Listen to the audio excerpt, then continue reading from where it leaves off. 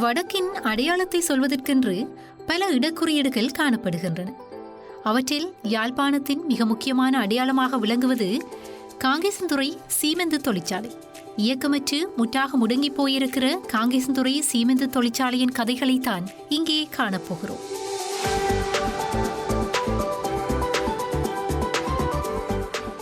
ஆயிரத்து 1950 ஆண்டு வடக்கின் சூரிய உதயமென நிறுவப்பட்ட இந்த தொழிற்சாலை ஒரு காலத்தில் தமிழ் மக்களின் மகத்தான பொக்கிஷமாக திகழ்ந்தது. யாழ்ப்பாணத்தின் வடக்கே காங்கேசன்துறையில் சுமார் 700 ஏக்கர்கள் இடப்பரப்பில் அமைக்கப்பட்டுள்ள இந்த தொழிற்சாலையில் சுமார் 1500 தொழிலாளர்கள் வரை கடமையாற்றினர். வருடம் ஒன்றிற்கு சுமார் 760,000 மெட்ரிக் டன் சீமெந்து இங்கிருந்து உற்பத்தி செய்யப்பட்டது. சீமெந்து உற்பத்திக்கான மூலப்பொருட்களில் சுண்ணாம்புக்கல் அருகிலுள்ள நிலப்பகுதிகளில் இருந்தும், களிமண்ணானது மன்னாரின் முருங்கன் பகுதியில் இருந்தும் பெறப்பட்டது.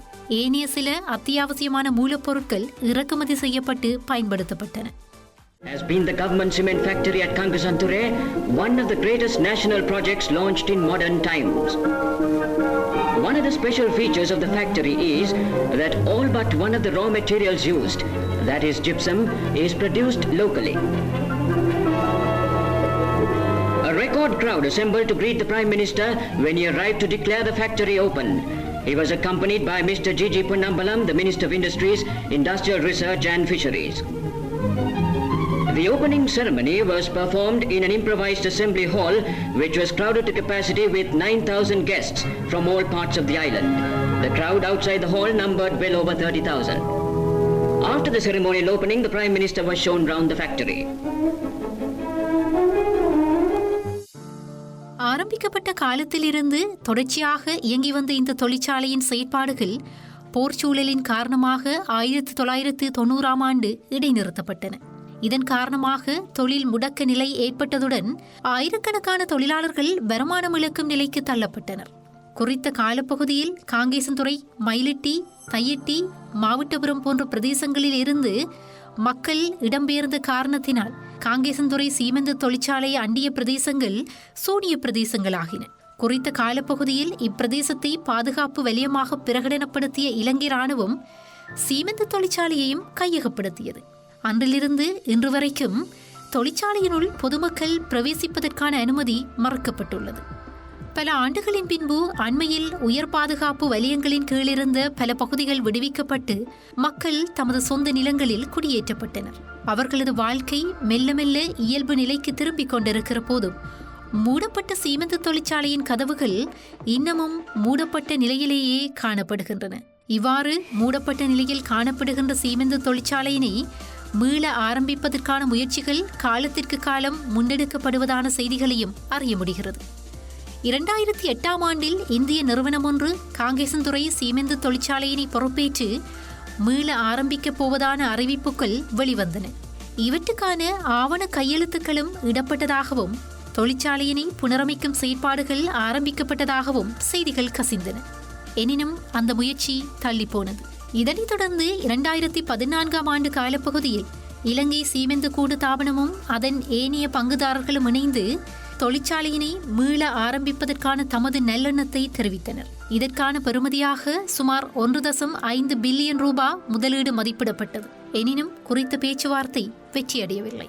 ஆனாலும் இந்தியா, சீனா, சவுதி அரேபியா உட்பட்ட சில நாடுகள் முதலீட்டு அடிப்படையில் சீமெந்து தொழிற்சாலையினை மீள இயக்குவதற்கு முன்வந்தன. இவற்றுக்கான நிதி முதலீடாக சுமார் 4000 கோடி ரூபாய் வரை மதிப்பிடப்பட்ட போதும் செயலளவில் எவையும் வெற்றி பெறவில்லை. இவற்றின் தொடர்ச்சியாக 2016 ஆண்டு யாழ்ப்பாணத்திற்கு விஜயம் செய்த அப்போதைய கைத்தொழில் மற்றும் வணிகத்துறை அமைச்சர் ரிஷாட் பதியுதீன், சீமெந்து கூட்டு தாபன தலைவர் மற்றும் பணிப்பாளர் ஆகியோர் உட்பட தமிழ் தலைவர்களோடும் யாழ் மாவட்ட செயலகத்தில் கலந்துரையாடல் ஒன்று இடம்பெற்றது. குறித்த கலந்துரையாடலை தொடர்ந்து தொழிற்சாலையை மீள ஆரம்பிப்பதற்கான முடிவுகள் உறுதி செய்யப்பட்டதுடன் சீமெந்து தொழிற்சாலைக்கு நேரில் சென்று பார்வையிட்டு நிலைமைகளையும் குழு ஆராய்ந்தது. ஆனால் இன்று வரை அந்த தொழிற்சாலையின் கதவுகள் மீளவும் திறக்கப்படவில்லை.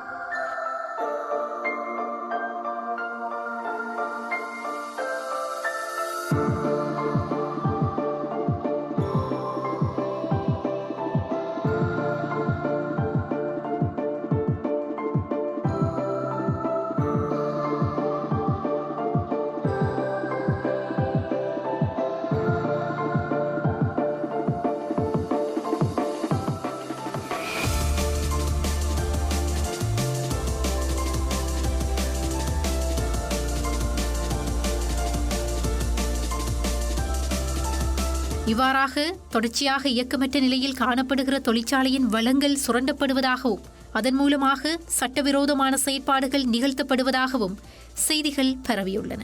பொதுமக்கள் உள்நுழைய முடியாத உயர் பாதுகாப்பு வலயத்தினை சாதகமாக்கிக் கொண்டு தொழிற்சாலையில் உள்ள பாரிய இரும்பு உலைகள், பீப்பாய்கள், இயந்திர பாகங்கள் மற்றும் இரும்பு உபகரணங்கள் ஆகியவை வெட்டி அகற்றப்பட்டு பழைய இரும்பு விற்பனைக்காக அனுப்பப்பட்டதாகவும் அதன் மூலம் கிடைக்கப்பட்ட சுமார் 1.8 மில்லியன் டாலர்கள் பெறுமதியான பணத்தில் கொல்லுப்பட்டியில் அலுவலக கட்டடத் தொகுதியொன்று அமைக்கப்படுவதாகவும் அறிய முடிந்தது. இதனை JVP பாராளுமன்ற உறுப்பினர் சுனில் கத்துன் நெத்தியவர்கள் 2015ஆம் ஆண்டு பாராளுமன்றத்தில் இடம்பெற்ற 2016ஆம் ஆண்டுக்கான வரவு செலவு திட்டத்தின் கைத்தொழில் மற்றும் வாணிப அலுவல்கள் அரசு தொழில் முயற்சிகள் அபிவிருத்தி அமைச்சுக்கள் மீதான குழுநிலை விவாதத்தில் கலந்து கொண்டு தெரிவித்திருந்தார். இப்படியிருக்க காங்கேசன்துறை சீமெந்து தொழிற்சாலையில் உற்பத்திக்கான திட்டத்தை ஆரம்பிப்பதற்கு கைத்தொழில் அமைச்சு ஆரம்ப திட்டம் ஒன்றை மிக அண்மையில் தயாரித்துள்ளது. இது தொடர்பாக கைத்தொழில் அமைச்சர் கடந்த பிப்ரவரி மாதம் 8ஆம் தேதி நடைபெற்ற அமைச்சரவை கூட்டத்தில் சமர்ப்பித்த பரிந்துரைக்கு அமைச்சரவை அங்கீகாரம் வழங்கியுள்ளது. அமைச்சரவை தீர்மானத்தின் அடிப்படையில் சீமெந்து தொழிற்சாலை வளாகத்தில் உள்ள பயன்பாட்டுக்கு உதவாத பொருட்களை அகற்றுதல் தொடர்பாக கவனம் குவிக்கப்பட்டுள்ளது. குறித்த தீர்மானம் பின்வருமாறு காணப்படுகிறது. காங்கேசன்துறை சீமெந்து தொழிற்சாலை வளாகத்தில் சீமெந்து உற்பத்தி கருத்திட்டத்தை ஆரம்பிப்பதற்கு கைத்தொழில் அமைச்சு ஆரம்ப திட்டத்தை தயாரித்துள்ளது. அதற்கமைய குறித்த வளாகத்தில் உள்ள பயன்பாட்டுக்கு உதவாத பொருட்களை அகற்றி தொழிற்சாலை வளாகத்தை துப்புரவாக்குவதற்கு அவ்விடத்தில் கண்காணிப்பு சோதனையை நடாத்தி பரிந்துரைகள் அடங்கிய தரவு அறிக்கையை சமர்ப்பிப்பதற்காக 5 அடங்கிய குழுவொன்று நியமிக்கப்பட்டுள்ளது. குறித்த குழுவின் பரிந்துரைக்கு அமைய காங்கேசன்துறை சீமெந்து தொழிற்சாலை வளாகத்தில் உள்ள பயன்பாட்டுக்கு உதவாத கட்டிடங்கள், வடிவமைப்புகள், இயந்திர உபகரணங்கள் மற்றும் இரும்பு துண்டுகள் மற்றும் வார்ப்புகள் போன்றவற்றை அரசாங்க பிரதம விலை மதிப்பீட்டாளரின் மதிப்பீட்டின் அடிப்படையில் அரசாங்கத்தின் பெருகை செயல்முறையை பின்பற்றி குறித்த பயன்பாட்டுக்கு உதவாத பொருட்களை அகற்றுவதற்காக கைத்தொழில் அமைச்சரவர்கள் சமர்ப்பித்த யோசனைக்கு அமைச்சரவை அங்கீகாரம் வழங்கியுள்ளது. இவ்வாறு காங்கேசன்துறை சீமெந்து தொழிற்சாலை தொடர்பாக பல்வேறு விதமான தரவுகளும் தகவல்களும் காலத்திற்கு காலம் வெளியிடப்பட்டு வருகிற போது குறித்த தொழிற்சாலையை மீள ஆரம்பிப்பது தொடர்பாக மக்கள் தமது விருப்பினை வெளிப்படுத்தி வருகின்றனர். இத்தொழிற்சாலை மீள ஆரம்பிக்கப்படும் பட்சத்தில் குறித்த பிரதேசத்தில் வாழும் அநேகமான மக்களுக்கு நேரடியாகவும் மறைமுகமாகவும் தொழில் வாய்ப்பு உறுதி செய்யப்படும். அது மட்டுமின்றி தெற்கிலிருந்து வடக்கு நோக்கி கொண்டுவரப்படுகிற சீமெந்து பைகளின் போக்குவரத்து மற்றும் இதர செலவீனங்களை கருத்தில் கொண்ட விலை தளம்பல் நிலையானது சீர் செய்யப்படுவதற்கான வாய்ப்புகளும் ஏற்படும் என்பது கவனிக்கத்தக்கது. ஆனால் அமரராசா, கடந்த காலம் இடம்பெயர்வுக்கு முதல் எங்களுடைய பிரதேசம் பல தொழில் வாய்ப்புகள் நிறைந்த பிரதேசமாக இருந்தது. காரணம், காங்கேசன்துறை சீமெந்து கோஆபரேஷன், அடுத்த காங்கேந்திர ஆவர், மயிலிட்டி துறைமுகம், மீன்பிடி துறைமுகம் அண்டு பலதரப்பட்ட தொழில் இங்கே நடைபெற்று கொண்டிருந்தது. எவரும் நல்ல தொழில் வாய்ப்பு இழந்த பிரதேசமாக தான் இருந்தது. இன்று இடம்பெயர்வுக்கு பிற்பாடு 2018ஆம் ஆண்டுக்கு பிற்பாடு பிரதேசம் விடுவிக்கப்பட்டது. இங்கே விடுவிக்கப்பட்டால் இங்கே தொழில் வாய்ப்பு எதுவுமே இங்கே இல்லை. அதாவது இங்கே மீள் குடியேற்றி வர்ற இடங்கள், துப்புரவாக்குறது, இது போன்ற தொழில்கள்லாம் இங்கே நடைபெற்று கொண்டு இந்த வரையில் இருக்குது. அதே நேரத்தில் மீள்குடியேற்ற வீட்டு திட்டங்கள், இதுகள் ஒரு குறிப்பாக ஒரு 50-100 வீட்டு திட்டமாக அந்த வீட்டு திட்டத்தில் தொழில் வாய்ப்புகள் இருக்கொழிய நிரந்தரமான ஒரு தொழில் வாய்ப்புக்கு இங்கே இன்னும் அடிகோலப்படவில்லை. ஆஸ்பத்திரி இல்லை, அப்படியான பிரச்சனைகள் இங்கே இருக்குது. இப்போ தொழில் வாய்ப்பு எதுவும் செய்யக்கூடிய இல்லை. கூலி வேலையை தவிர வேறு எந்த ஒரு தொழில் வாய்ப்பு நிரந்தரமாக இங்கே இல்லை. ஆவர் இயங்கே இல்லை, சிவன் ஃபேக்ட்ரி இயங்கே இல்லை, இப்படி மீன்பிடி துறைமுகம் அப்படி அதே மாதிரி இருக்கொழிய. ஆனால் தொழில் வாய்ப்புக்கு இன்னும் மக்கள் போய் தொழில் செய்யக்கூடிய ஒரு வாய்ப்பு இந்த பிரதேசத்தில் தற்சமயம் இல்லை. இடம்பெயர்வுக்கு பிறகு, இடம்பெயர்ந்த பிற்பாடு நாங்கள் இங்கே மீள்குடியேற்றத்துக்கு வந்த பிற்பாடு அப்படியான தொழில் வாய்ப்பு இல்லை எங்களுக்கு. இதுதான் உண்மையான சம்பவம். வேறு எந்த இதுவும் தொழில் வாய்ப்புக்கு செய்யக்கூடியதாக இல்லை.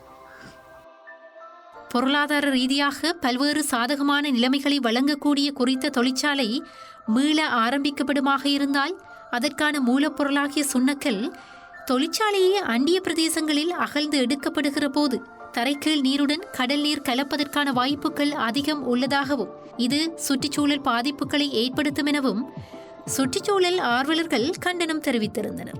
தொழிற்சாலை இயங்கு நிலையில் இருந்த காலப்பகுதியில் சுண்ணக்கல் அகழ்ந்தெடுக்கப்பட்ட பிரதேசங்கள் இன்றும் பாரிய குழிகளாக காட்சியளிக்கின்ற நிலையில் இவை தொடர்பாகவும் சிந்திக்க வேண்டியுள்ளது.